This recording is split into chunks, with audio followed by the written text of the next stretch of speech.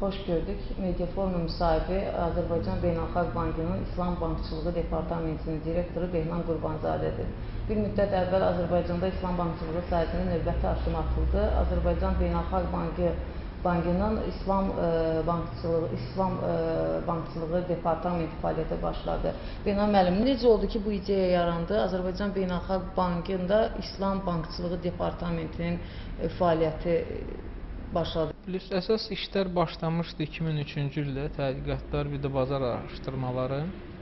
Artıq Beynəlxalq Bank elə bir səviyyəyə çatmışdı ki, yəni inkişaf gedirdi, yəni bütün bank sistemi ümumi dünyada inkişafa gedirdi. Beynəlxalq Bank öz yerini tutmuşdu həmin o inkişaf xəttində və portfelin biznes strategiyasının diversifikasiyası başladı və fərqli deyək ki, maliyyə xəttlərimi, yaxud da xarici banklarla əməkdaşlıqlar, eyni zamanda xarici bazarlara təzə banklarla mı, yaxud da deyək ki, təzə bazarlara, yeni bazarlara, yeni layihələrlə Beynəlxalq Bankın girməyə iştirakı və fikirləşirdi o zaman biz. Və İslam bankçılığı da həmin, yəni İslam bankçılığı yeni bir istiqamət idi bazar üçün. Və 2003-2004-cü ildə İslam İnkişaf Korporasiyasıyla birlikdə başladıq işləməyə, bazarı araşdırdıq və gördük ki, Azərbaycanda segment mövcuddur. Yəni İslam bankçılığından bəhrələnən və bu növ maliyyələşdirmə alətləri mi deyim, məhsulları mı deyim, yəni yerli biznesmenlər və yerli korporativ və fərdi müştərilər mövcud idi. Ondan yəni fikir yaradıldı ki, həmin bu sistemi inkişaf etdirək, Azərbaycanda mövcud olan segmenti əhatə edək və gələcəkdə Azərbaycana əlavə investisiyaların cəlb olunması və Azərbaycan investisiyaların, Azərbaycan iş adamlarının xarici ölkələrdə, əsas Fars körfəzi ölkələrində, Ərəb ölkələrində öz fəaliyyətini genişləndirmək və daxili istehsalçıların beynəlxalq bazarlara çıxmağını, yəni əhəmiyyətli və yüngül bir platforma yaradaq. Bu təşəbbüsə başlayanda Azərbaycan bank sektoru geniş mənada tanış deyil bu maliyyə bank məhsulları ilə. Ümumiyyətlə, hansı çətinliklərlə qarşılaşırsınız? Ümumiyyətlə, yanaşma necə idi? Bax, bu, təbii ki, bu ənənəvi bank sektorundan çox fərqli xüsusiyyətlərə malikdir. Hansı təpkilər var idi ilk vaxtlar bu prosesə başlayanda? Ən böyük problem odurdu ki, daxildə Azərbaycanda mütəxəssislər yox idi, bir, qanunvericilik, iki və yeni məhsulları bazara tanıtmaq üçün vaxt lazım idi və xaricdən cəlb olunan mütəxəssislərin vasitəsilə, yəni ki, biz yerli mütəxəssisləri yetişdirdik. Yəni əsas problemlər, yəni bugünə qədər də var həmin problemlər. Yəni mütəxəssislərin problemlərin biz bir hissəsini həll etmişik daxili gücümüzlə. Yəni Azərbaycan Beynəlxalq Bankının daxilində artıq 7 nəfər İslam bankçılıq mütəxəssisi yetişib, imtahanlar da verilib, sertifikatlar da alınıb. Nə cür yetişdi o, hansı proseslərdən? Yəni bu proses 1 ilə yaxın vaxt çəkdi. Əsas nə idi? Praktiki təcrübə, xaricdən cəlb olunmuş mütəxəssislərin leksiyaları, seminarları, bir də Malayziyada yerləşən belə bir kurslar var, SIMA kurslarıdır. Və həmin o SIMA kursları ixtisaslaşmış İslam bankçılıq sertifikat üzrə 4 modul üzrə dərs deyirlər. Bunun birincisi qanunvericilikdir, ikincisi maliyyə bazarlarıdır, üçüncü blok gəlir sığorta və İslam bankçılıq məhsulları, dördüncüsü də gəlir maliyyə hesabat bloku. Yəni keçmiş sözü olun, buğalteriya bloku gəlir, oturur. Yəni bunu həm mühasibatlıq 4-ünü də vermişik və artıq mütəxəssislər mövcuddur. Amma indiki gündə ən böyük boşluq mu deyim, problem mi deyim, bu qanunvericilikdir. Yəni Azərbaycan qanunvericiliyi İslam bankçılığı fəaliyyətini tənzimləmir. Eyni zamanda qadağa da qoymur. Yox, qadağa nedir? Mən elə əslində suala gəldim. Bax, bank fəaliyyəti haqqında qanunun 30-cu maddəsidir. Bankların məşğul olmayacağı belə deyək sahələr var.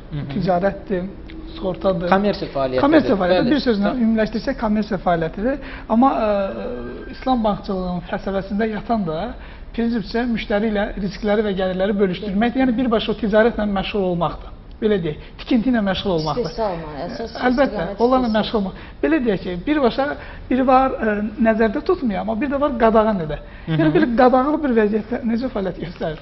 Baxınız da, İslam bankçılığın əgər biz dərinə getsək, oxusuq, o model iki yerə bölünür, iki əsas istiqamətə. Birinci istiqamət ticarət üstə qurulan bankçılıqdır. İkinci istiqamət vəkalət üstündə. Yəni ki, hər hansı bank müştərinin eyni zamanda da həm korporativ, həm fərdi müştərinin vəsaitləri idarə edə bilər. Yəni ki, ingilis dilində buna asset management deyirlər. Bizim dildə maliyyə imkanların idarə olunması. Və dünyada ümumi İslam bankçılığı iki istiqamətlə inkişaf edir. Əsas, yəni ki, xətt çox maraqlı olan həmin o vəkalət xəttidir. O, ona bugünkü gündə deyək ki, İslam bankçılığın bir neçə ölkələrdən, deyək 10-15 ölkə harda ki, bu qanunvericilik var, İslam bankçılığı artıq mövcuddur, qanunvericilik çərçivəsində fəaliyyət göstərir. Ümumi deyək ki, 37-40%-ə yaxın ümumi aktivlər İrana məxsusdur. İran da vəkalət növündən idarə edir İslam bankçılığını. Ondan sonra Malayziyada bu modeli görəndən sonra onlar da həmin o vəkalət növünə keçdilər. Yəni bankların ticarətlə məşğul olunması ta 100%-lıq, yəni tələb də deyil. Bu vəkalət növü yəni ilk təşəbbüs İrandan gəldi. Yox, İran məsələsi deyil. İlk elə təşəbbüs peyğəmbərin vaxtından gəlib. Yəni ki, bir insanlar başqa insanların vəsaitləri idarə edəndən sonra. Deyək ki, varlı adamlar var idi. Yəni işləri də çox idi. Varlı deyək ki, pulu var, eyni zamanda heyvandarlığı var, heyvanları var, hansısa torpaqları, amma idarə etməyə bunun vaxtı yoxdur.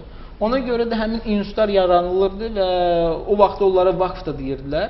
Yəni həmin vəsaitləri onlar idarə edirdilər. İkinci tərəfdə ticarətdir. Azərbaycanda ticarət tərəfi varmı, yoxmu? Azərbaycanda ticarət tərəfi yoxdur. Nəyə görə? Qanunvericilik bizə kommersiya məşğul olmağa icazə vermir, amma başqa tərəfdən lizinq var. Yəni ki, lizinqdən banklar məşğul ola bilərlər. Lizinqin də elə əsası ticarətdir. Yəni hansısa bir əsas vəsait daşınmayan, yaxud da daşınan əmlak alınır bank tərəfindən və sonra lizinq müqaviləsi ilə müştəriyə verilir, maliyyə lizinqə.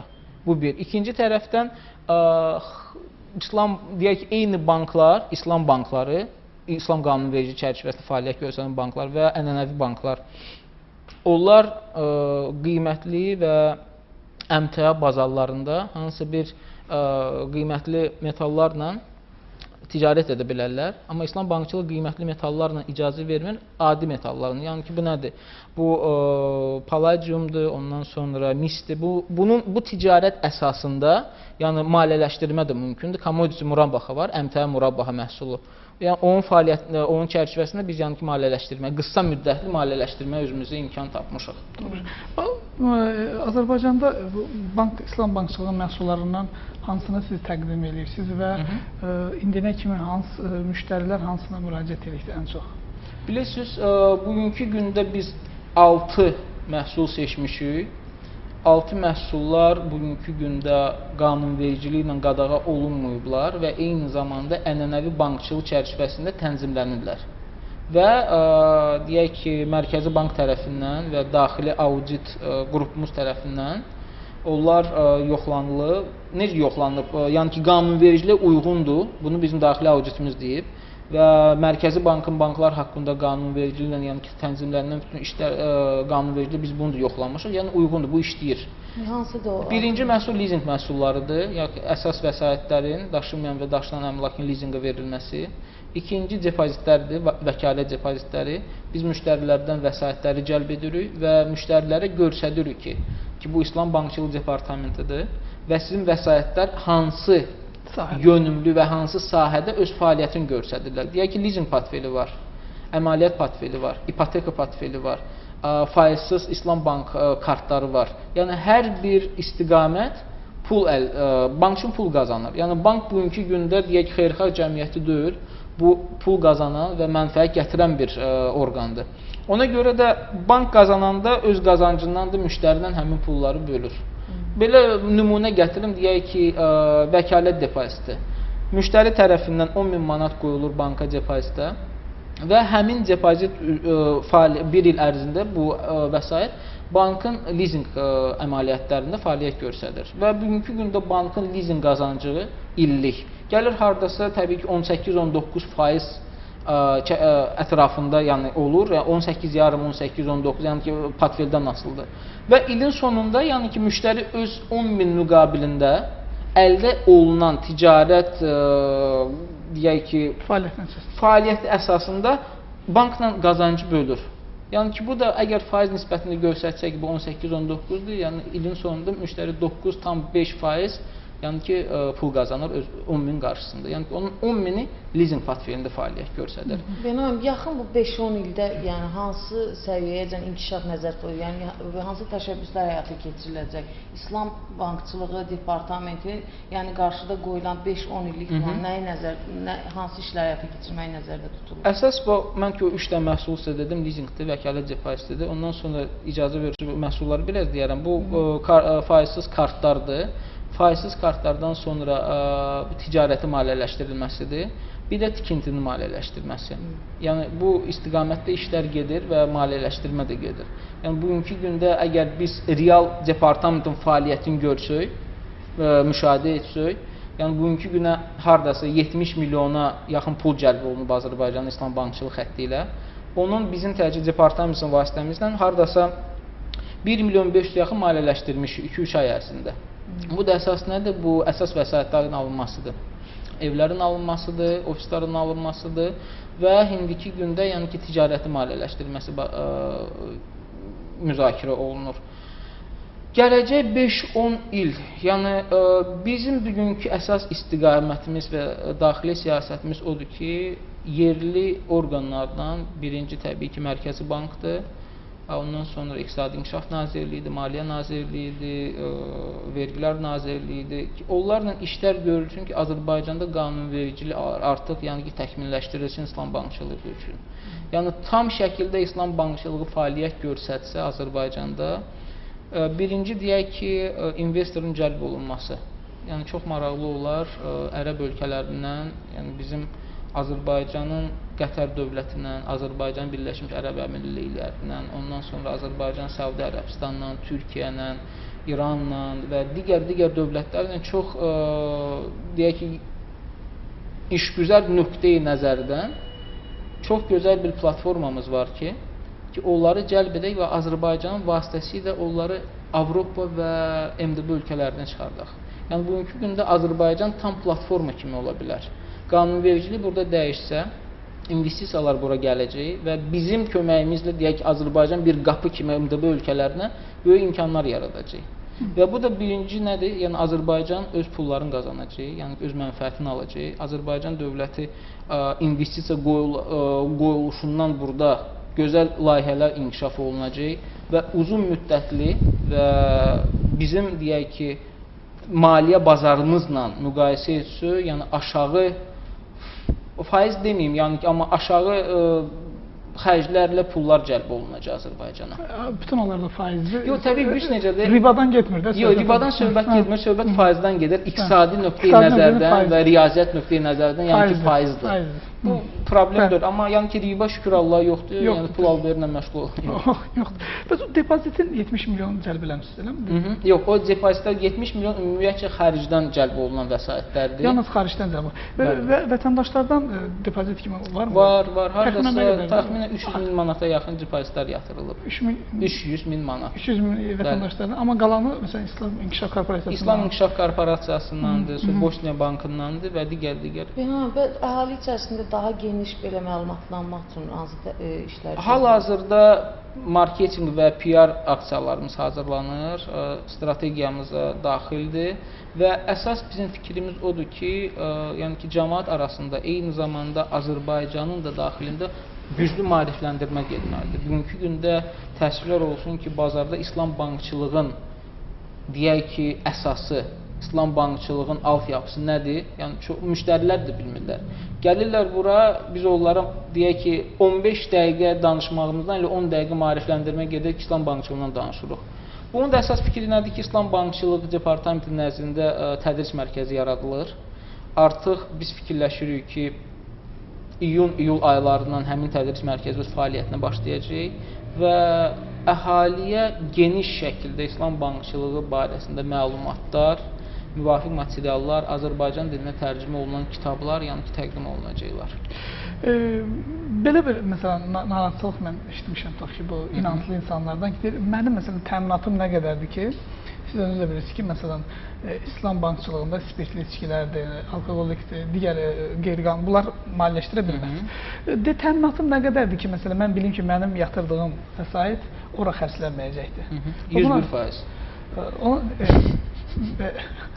Siz deyirsiniz, bunun altyapısı nətər olacaqdır ki, məsələn bu vətəndaş rahat olsun bu barədə? İslam Bankçılıq Departamenti nəyə görə yaradılmışdır ki, sırf maliyyə vəsaitlər ki, İslam bankçılıq çərçivəsində istifadə olunur, cəlb olunur və sonra maliyyələşdirir, tam beynəlxalq bankın ümumi xəzinəsindən ayrılıb. Necə? Xəzinə daxilində, Mərkəzi Xəzinədarlıq Departamenti daxilində İslam Bankçılıq Departamentinin xüsusi sub xəzinədarlığı var. Yəni ki, öz xüsusi xəzinədarlığı var. Və bizə cəlb olunan vəsaitlər həmin xəzinədarlığı öz əksini tapır və həmin əks tapandan da sonra biz hara pulları xərcləyirik, hansı layihələri maliyyələşdiririk, burada da öz əksini tapır. Yəni ki, bütün daxil olmalar və maliyyələşdirmə kanallar bugünkü gündə yəni göz qabağında. Bizim pullarımız qatışmır. Bu birinci. İkinci məsələ, fəaliyyətimizdə Şəriət Komitəsi belə bir komitə fəaliyyət göstərir. O da deyək 3 dənə alimdən ibarət olan Şəriət Komitəsidir. Onları biz xaricdən cəlb etmişik və hər bir məhsul 3 dənə alim tərəfindən baxılır və sonunda icazə verilir ki, bu məhsulu istifadə eləmək olar, bu layihəni maliyyələşdirmək olar, yaxud da bu layihədən əldə olunan pulları istifadə olar, yoxsa yox. Yəni nəzarət mexanizmi bu qaydada təşkil olunur. İslam Bankçılıq Departamentinin Şəriət Komitəsi tərəfindən fəaliyyəti tənzimlənir də, yəni müşahidə də olunur. İslam bankçılığının sahəsində Azərbaycan bank sektoru rəqabət nə qədərdir? Məsələn, bilirsiniz ki, Kövsər Bank var idi bu sayədə və 2010-cu ildə Mərkəzi Bank onun lisensiyasını ləğv etdi, amma yenidən məhkəmə qərarının Mərkəzi Bankın qərarı ləğv olunub. Ümumiyyətlə, rəqabət yetərlidirmi bu sahədə? İslam bankçılığı sahəsində. Bilirsiniz necədir? Əgər biz sırf rəqabətdən danışıq, qanunvericilik olmadan, yəni rəqabət mümkün deyil. Yəni ənənəvi bankların bugünkü gündə əlində gözəl bir imkanlar var, fürsətlər var ki, ənənəvi bankçılığın tam imkanlardan istifadə eləsinlər. Amma İslam bankları bugünkü gündə hansı bir çərçivəyə qapanıblar və həmin çərçivə əsasında fəaliyyət göstərirlər. Nə qanunvericilik çərçivəsində. Əgər qanunvericilik imkanlar yaratsa, İslam bankları da inkişaf etsinlər və İslam bankçılıq fəaliyyəti də geniş, bazarda geniş, yəni ki, istifadə olunsun və layihələrin maliyyələşdirilməsi, fərdi və korporativ müştərilər İslam bankçılığına gələndə tam şəkildə öz xidmətlərini ala bilsin, yəni ki, rəqabət maraqlı olarmış. Yəni, bugünkü gündə Kövsər Bankı deyək ki, bu işdə başladı, sonra bir problemlər yaşandı. İndi vallahi bilmirəm nə yerdədir onların əqabəti, amma Əmraq Bank nəyisə çalışır eləmək, başqa eyni zamanda İslam İnkişaf Korporasiyası tərəfindən Ansar Lizing şirkəti kimi yaradılıb, onlar da fəaliyyət göstərirlər. Digər banklar, yəni ki, Turan Bank, kommersiya bankları, bəli, yəni onlar da xəttləri cəlb ediblər, amma mütəxəssislər yoxdur. Qanunvericilik yoxdur. Biz biraz qabağa getdik, nəyə görə? Yəni, biz oturduq və biz deyəndə Beynəlxalq Bankı nəzərdə tuturam. Beynəlxalq Bank bazarı araşdırdı və öz tərəfindən bu layihəyə investisiya qoydu, sərmayə ayırdı. Gözləmədik ki, kimsə nəyəsə dəyişsin, biz də faydalanaq. Yəni, bugünkü gündə Beynəlxalq Bankın təşəbbüskarlığı ilə biz istəyirik ki, Azərbaycanda İslam bankçılıq platforması yaradılsın və hər bir institutla, hər bir orqanla biz əməkdaşlığa hazırıq, köməklik nöqteyi nəzərdən. Bugünkü gündə deyək ki, bizim böyük bir layihəmiz var İslam İnkişaf Bankı ilə.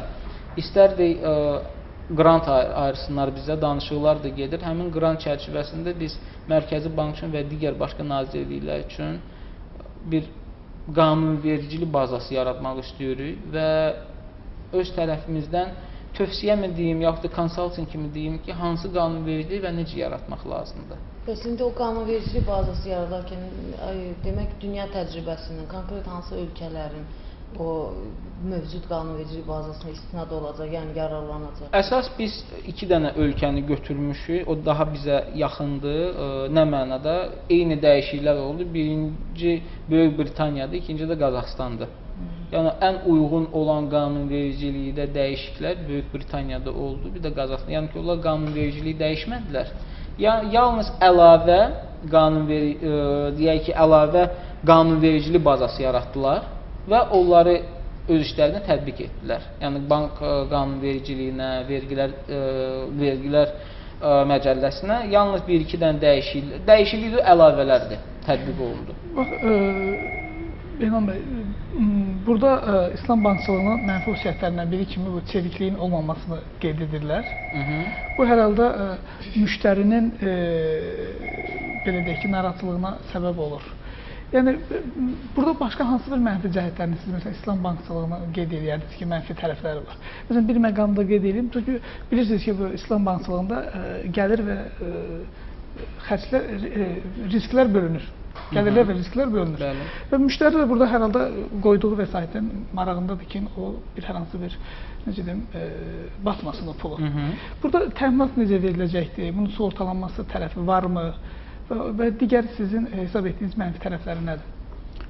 Deyək ki, əgər sualınızın deyək ki, axırından başlayayım, mənfi tərəfi odur ki, İslam bankçılığın vəsaitlərin xərcləri ənənəvi bankçılığından çoxdur. Yəni, bugünkü gündə İslam bankçılığın dəyəri, vəsaitin dəyəri ənənəvi bankçılığında mövcud olan vəsaitdən bahalıdır. Yəni, bugünkü gündə siz xarici Avropa, Amerika maliyyə bazarlarından pulları cəlb eləyəndə siz onları daha da ucuz cəlb eləyə bilərsiniz. Nədir ki, İslam bankçılığından. O da bilirsiniz, maraqlı bir dənə sualı bir soruşduq. Bəs nəyə görə belədir? Bəzi alimlərdən soruşduq. Çox maraqlı cavab verildi. Əgər nəsə halal istəyirsə, halalın hər şeyi baha olur. Halal ət də bahadır adi ətdən, yəni halal yemək də adi ətdən bahadır. Yəni ki, bu belədir. O da mən biraz dərinə getmişəm, oxumuşam, özüm üçün çox maraqlı. Nəyə görə belədir? Ona görə ki, İslam bankçılığı artıq öz inkişafını cəmi 100 ildir ki, başlayıb. Və 100 ildən yəni ki, başlanmaq da fəaliyyət deyil. Əsas fəaliyyət başlayıb 80-ci illərdə, 85-ci illərdə, yəni ki, 30 ilin söhbəti gedir. Yox, Dubaydan da Dubayda birinci kommersiya bankı yaradılıb. Kommersiya bankı anlamında 60-da Misirdə 60-63-cü illərdə. Bəli, Misirdə yaradılıb. Amma bugünkü gündə yəni ki, İslam bankçılığının mənfi biri odur ki, bahadır biraz, çevik deyil. Yəni ki, sırf İslam bankçılığın qanunvericilik çərçivəsindən nə sağa, nə sola çıxa bilmir. Bir dənə yol tutub, biri ki, budur. Amma o biri tərəfdən baxsaq, yəni bugünkü gündə iqtisadi böhran, dünyada olunan iqtisadi böhran sübut edib ki, İslam bankçılığının immuniteti var. Yəni ki, krizislərə qarşı, pul itirməyə qarşı bahalıdır, amma hər bir layihənin altında, hər bir əməliyyatın altında əsas vəsaitlər var. Yəni ki, pullar bugünkü gündə havaya yaxud da havalı bir layihələri xərclənmirlər. Yəni Amerikanın ən böyük problemlərindən nə oldu? Maliyyələşdirmə, investisiyalar yatırılırdı o layihələrə ki, qiyməti deyər ki, $1000'dur, amma süni halda yazırdılar 10.000, 1 milyon və əsas vəsait olmaya həmin deyək ki, virtual pulları cəlb eləyirdilər. Əmtə dayanmır da, belə deyək. Məhsulun pulun arxasında əmtə dayanmırsa, kağızdan fərqli bir şey deyil. Beynəm, məsələn, Azərbaycan İslam bankçılığında elə bir təşəbbüs olacaqmı? Bu dünya İslam bankçılığında yenilik olacaq. Yəni, varmı belə bir, necə deyək, nəzərdə tutulurmu? Belə bir addım atıla bilərmi Azərbaycan İslam bankçılığında? Siz bilirsiniz, İslam bankçılığı elə bir sahədir ki, onun mütəmadi olaraq hər gün mütəxəssislər və alimlər bu sahədə işləməlidirlər. Əgər biz istəyirik, biz Azərbaycan bank kimi, Azərbaycan iqtisadiyyətindən hansısa bir İslam bankçılığına bir yenilik tətbiq edək, hansısa bir məhsul açılır, yəni bu mütəmadi olaraq işlənilməlidir. Bu mütəmadi olaraq tədris mərkəzi yaradılmalıdır, tədqiqatlar getməlidir, daxildə Mərkəzi Bankla, Maliyyə Nazirliyi ilə, İqtisadi İnkişaf Nazirliyi ilə, yəni bu işlər bir əldən yəni səs gələn deyil bu halda. Bəli, biz əlimizdən gələn hər şey eləyirik. Biz beynəlxalq bank deyəndə hər bir addımımızı atanda fikirləşirik ki, gələcəkdə Azərbaycanın adına bu müsbət və yalnız müsbət fikirlər gətirəcək. Və bilirsiniz, bugünkü gündə bizim addımlarımız, yəni 5 il ərzində onu göstərir ki, beynəlxalq bazarlar bir gün Azərbaycanla çox maraqlıdırlar. Azərbaycanda olan imkanlar, Azərbaycanda olan necə deyim, təbiət tərəfindən hər bir nemətlər verilib. Yəni mən nefti, qazı qoyuram bir qırağa. Yəni bugünkü gündə burada nəyisə inkişaf elətdirmək üçün istehsaldan başqa kənd təsərrüfatı. Hər şey üçün gözəl imkanlar var. Və bu da çox gözəl İslam bankçılığı fəaliyyətinə uyğundur ki, yəni real işə pullar qoyulur. Tikintim olsun. Yəni burada bazar süyünüdür. Beynam bəy, bu İslam bankçılığı ilə ipoteka kreditləri veriləndə o ilk o şərtləri görüləndə çox gənclər sevindi. Nəyə görə ki, o ənənəvi bank sektorunda ipotekanı almaq üçün çox şərtlər ağırdır. Amma və bu İslam bankçılığındakı ən yaxşı tərəfi nə idi? Onsuz da kirədə qalan o pulu ödəyəcəkdi ki, bura və 10 ildən sonra ev onun ixtiyarında olurdu. Amma məlum olanda ki, hal-hazırda o ipotekanı almaq o birisi ənənəvi bank sistemində olan şərtlərlə eynidir. Bu məyusluq yaratdı. Siz orada bir dəyişikliyə gedə bilərsiniz ki, yəni ki, bu ipotekanın kreditlərin əldə olunmasında İslam bankçılığı. Yəni mən sizə belə bir söz deyim, eyni deyil. Nəyə görə? Bugünkü gündə beynəlxalq bankın qoyduğu sərmayə tikinti sektoruna elə evlər var ki, hansı ki, beynəlxalq bank öz müştəriləri üçün maliyyələşdirib. Həmin evlərdə təbii ki, bizim 25 illik imkanımız yoxdur. Təkcə dövlət tərəfindən ayrılmış büdcə vəsaitlər üzərində, yəni qurulan ipotek 25 illik ola bilər. Biz bugünkü gün 10 ilə qədər veririk, ilkin ödənişimiz yoxdur. Bəli, əgər faiz nöqteyi nəzərdən götürsünüz, bəli, İslam dövlət ipotekasında 8%-dir. Bizdə həmin kreditlərin qiyməti 12%-ə yaxındır. Amma Beynam, çox üzr istəyirəm, praktika belə gedək. Məsələn, mən ipotekaya İslam bankçılığı vasitəsilə ev almaq istəyirəm. Nə etməliyəm? Məndən nə tələb olunur? Siz gəlmək üçün bizim yanımıza müraciət etməlisiniz. Biz sizə təklif edirik, hansı evlərdə biz onu sizə verə bilərik. Yəni ki, bugünkü gündə bizim daxili ipotekamız yalnız beynəlxalq bank tərəfindən maliyyələşdirilmiş evlərə aiddir. İslam bankçılığı yoxdur elə? Yox, var. Niyə yoxdur? Yəni ki, həmin o evlər İslam Bankçılığı Departamenti tərəfindən də verilir və İslam Bankçılığı tərəfindən təsdiq olunmuş ipoteka məhsulundan da verilir. Amma yenə də deyirəm, məhsulun müddəti 10 ildir, ilkin ödəniş yoxdur və ondan da başqa bunun illik faizi gəlir orta hansı 12%. Şərtlər necədən nə tələb olunur? O iş yeri mi? İş yerindən arayış tələb olunur, yəni o da qiymətləndirmək üçün. Amma mən sizə belə bir söz deyim, müştərini qiymətləndirəndə bizdə biraz yüngül, biz həmin evi öz adımıza alırıq. Yəni öz adımıza mən deyəndə beynəlxalq bankın adından əməliyyat gedir, yəni ki, alınır, sənədləşdirmə beynəlxalq bankın adına keçirilir, lakin ev müştərinin balansında qalır. Yəni ki, biz bu halda evi mühasibatlıq nöqteyi nəzərdən öz balansımızda əks etdirməyik. Nəyə görə? Ona görə ki, ev sizin deyək ki, ixtiyarınızdadır, siz onu istifadə edirsiniz. Ay-bay ödənişlər gedir və vaxtın sonunda da biz öz adımızda məhdud veririk, notarial qaydada o təsdiqlənir və ev keçir müştərinin adına. Yəni dövlət işində işləmək deyə bir şərtlər var mı? Əmək haqqının məbləğində? Əmək haqqı məbləğində təbii ki var. Yəni ki, onun qiymətləndirilməsi, risklərin idarə olunması olmalıdır. Amma o biri tərəfdən, yəni ailə olanda biz həm həyat yoldaşının, həm də ki, deyək ki, yoldaşın birlikdə maaşına da baxa bilərik, ümumiyyətcə baxa bilərik ki, kredit reyestrində həmin bu müştərinin kredit tarixçəsi necədir. Yəni ki, hamısı nəzərə alınır. Yəni mən bugün deyə bilmərəm ki, bir söz, nə mən, nə heç bir böyük İslam bankı deyə bilməz ki, bugünkü gündə bəs biz faizsiz krediti kimə istəyirsiniz, necə istəyirsiniz veririk. Yox, bu düzgün olmaz. Nəyə görə ki, ona görə ki, bu ilk öncədən bankçılıq sistemidir və bu inkişaf etməlidir.